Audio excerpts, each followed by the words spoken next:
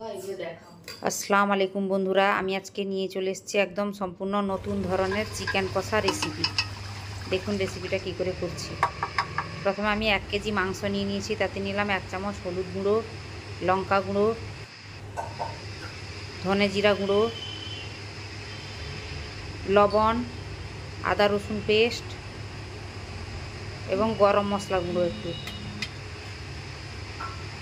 টক দইটা কিন্তু 2 চামচ নিয়েছি। এবারে দিয়ে ভালো করে ম্যারিনেট করে 15 মিনিটের জন্য রেখে দিয়েছি। পেঁয়াজগুলোকে এবারে ভেজে নিচ্ছি আমি। দেখুন পেঁয়াজটা কিন্তু একদম লাল লাল করে ভেজে নিয়ে ঠান্ডা করে আমি একটা মিক্সিং বলে নিয়ে নিচ্ছি। ভাজা পেঁয়াজগুলো কিন্তু সবটা নিয়ে নিব। এবারে নিয়ে নিচ্ছি কাজু বাদাম, আমন্ড বাদাম,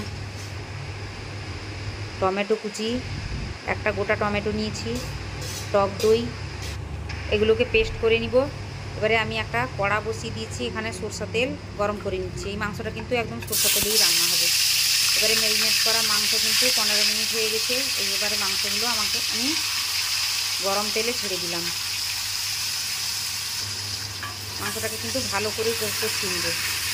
রেসিপিটা অবশ্যই পুরোটা দেখবেন ভিডিওটা, এবং রেসিপিটা কেমন হয়েছে অবশ্যই কমেন্ট করে জানাবেন। এবারে ভালো করে কষিয়ে নিয়েছি, ওতে দিয়ে দিচ্ছি মশলার তালকা। এখানে দিয়েছি গোটা মশলা, ফুল আছে এলাচ, গোলমরিচ, সাজিরা দিয়ে আমি ওটাকে গুঁড়ে নিচ্ছি। এবারে নিয়ে নিচ্ছি গুঁড়ো গরম মশলা, লঙ্কা গুঁড়ো, ধনে জিরা গুঁড়ো, আবারও কিন্তু দিয়ে আমি কষিয়ে নেব। যত কিন্তু মাংসকে কষানো হবে তত কিন্তু টেস্ট ভালো হবে। আর মাংসকে কষাতে হবে যতক্ষণ না তেল ছাড়ছে, কিন্তু ততক্ষণ কষাতে হবে। এবারে দিয়ে দিচ্ছি আমি পেস্টটাকে ছেড়ে দিচ্ছি। পেস্ট করা হয়ে গেছিলো আমার। এবারে ভালো করে কিন্তু পেস্টটাকে দিয়ে কিন্তু আবারও ভালো করে কষিয়ে নেব। মাংস থেকে তেল বেরিয়ে গেলে কিন্তু মাংসটা দারুণ টেস্টি হয়। এবারে আমার কষানো হয়ে গেছে, আমি নিয়ে নিচ্ছি 1 কাপ জল। জল কিন্তু বেশি নিব না, যেহেতু ম্যারিনেট করা ছিল মাংস।